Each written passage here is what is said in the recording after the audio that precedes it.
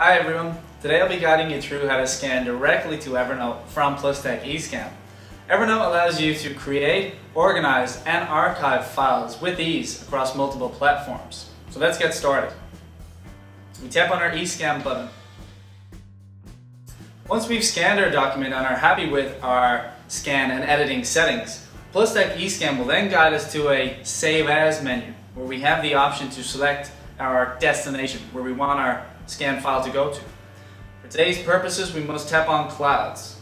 We then tap on Evernote. On successful completion of this, we then have the option to assign our flow as a new job for repetitive scanning tasks in the future.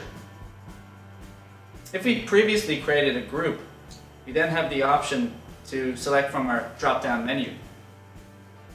We then press the Save button and Finish.